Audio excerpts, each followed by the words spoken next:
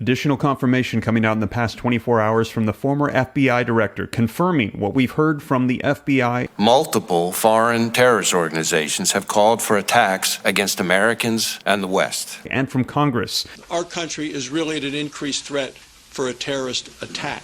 That they believe that over the past couple of years, that terrorist groups have already made their way into the United States, and that in cities around the nation, and I had that list for you yesterday. According to intelligence, they have cells in Boston, Maryland, New York, Laurel, Maryland, Potomac, Maryland. They believe there are units, sleeper cells, set up, ready to all attack at once in a coordinated effort, major cities around the nation. The sleeper cells right now in America, but this administration hasn't done nothing. What about the Iranians we're catching coming across our border down in Texas in just the last few days? Also additional information coming out on the sleeper cell units, and they're saying this is not a tactical play.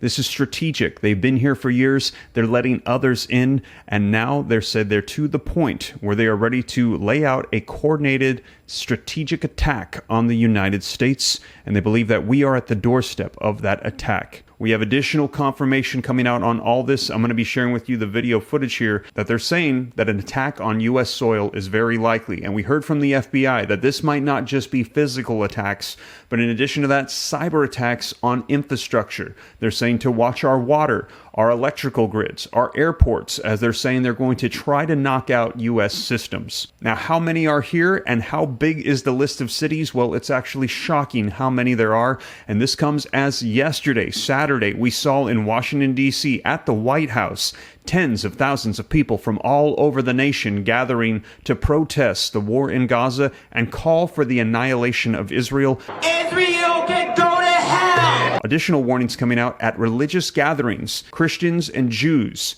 could be the main target of potential attacks. Now I'm going to be sharing with you the latest video footage so that way you can see it for yourself. And I know that this is not what anybody wants to hear, that there are potential attacks coming on U.S. soil and that we could be entering into, they said, World War III. However, I do believe that knowledge is power, and we need to know what's going on, so that way we can prepare ourselves and our families. And if you feel the same way and you appreciate these updates, do me a quick favor, smash the like button, share this out with anybody else that you think it could help. And if you want to stay up to date on everything that's going on, it's totally free. Why not? I'll keep you up to speed. Hit that subscribe button, turn on that notification bell. But with that being said, let's go ahead and take a look at the video footage so that way you can see exactly what's been going on, with additional confirmation coming out in just the past 24 hours of everything they're saying that could be unfolding here very soon. Let's go ahead and take a look. The FBI Director Wray nor the President have any idea whether or not there is somebody from Hamas roaming around the United States of America who could strike this kind of deadly attack on our own country. All right, do you notice a pattern here? More and more governors, and in fact, the governors of Oklahoma and Texas who were visiting Israel to warn us what's going on over there, and the threat of terror over there is, in fact, likely to happen over here. Christopher Wray, the FBI director, saying as much just a few days earlier. Chris Swecker is the former FBI assistant director. Chris, good to have you. Are they right? Is it just a matter of time before we're dealing with what Israel's dealing with here? Absolutely, Neil. I mean, this is the greatest terrorist threat to this country since the pre-9/11 run-up.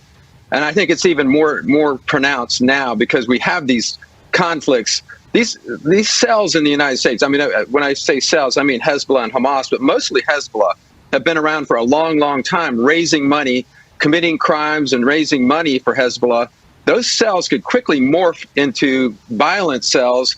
And with the southern border being as open as it is, we have no idea who's in this country. So it's a combination of what's going on in the Middle East, as well as that wide open southern border. We got to have a couple hundred FBI agents on that border trying to determine who's coming in. We have completely negated all the security steps that we took after 9/11 to keep terrorists out of this country. So the fear is they're already here. Clearly. I mean, but then there's also the greater threat, I think, of organized terrorist activity in the U.S.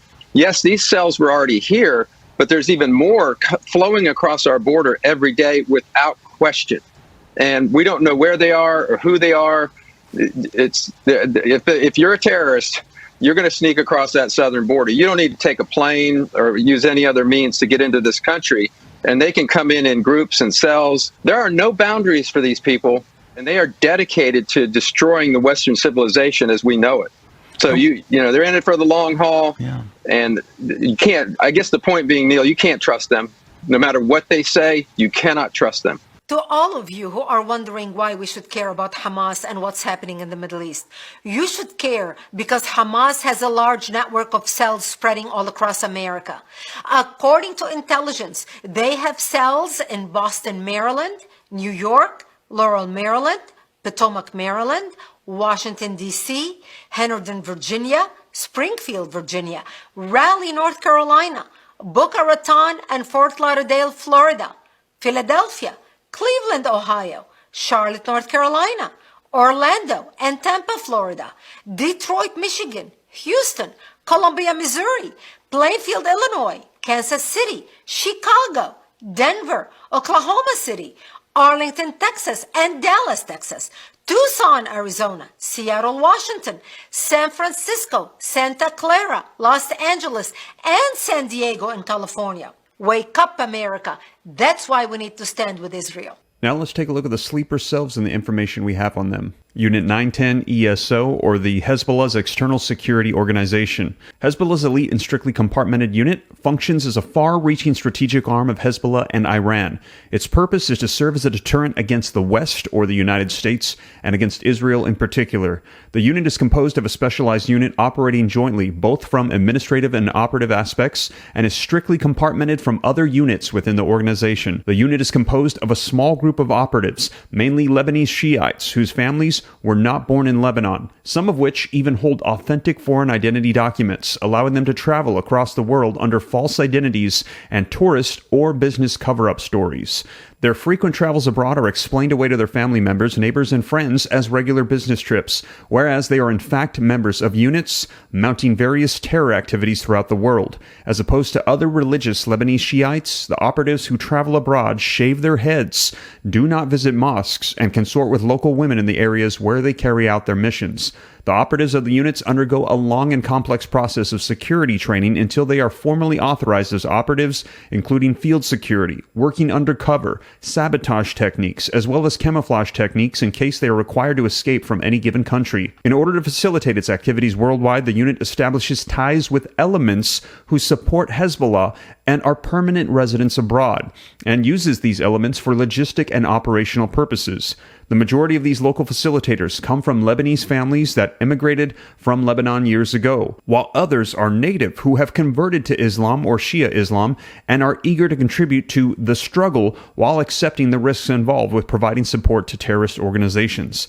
Hezbollah makes cynical and manipulative use of the elements who provide them with support. As a result of this, the majority of Hezbollah's failures to carry out terrorist attacks have ended in such a way that while the operatives were warned ahead of the time and exfiltrated, the network of facilitators paid the price by serving long prison sentences. The operational capacities exhibited by the unit are indicative of the callous disregard for the consequences of the terror activity that it mounts, and therefore throughout the years it has used enormous quantities of explosives, which, regardless of the chosen target, have hurt or would have hurt, had they been successful, many innocent people. The unit's activities is characterized by a long-term perspective, striving to achieve significant achievements as opposed to fast and limited achievements. So there you have it. Now, we have heard that if official war is declared by the United States, the reserves that we currently have are actually 1/10 of what we had 50 years ago the last time a draft was needed. And they're saying even though Congress and the U.S. military is saying a draft will not happen, it's not needed, when you take a look at the numbers, many are saying it's telling a different story. Now, in addition to that, we're getting more information every day about a potential attack, terrorist attacks here on U.S. soil. And as more comes out on that, I'll be sure to share, but to get the latest, if you missed the lives and the videos, check out these ones right here next, and I'll keep you up to date as more rolls out. But with that being said, you guys, thank you so much for joining me. I'll catch you in the next one. Take care. God bless. This is Steve.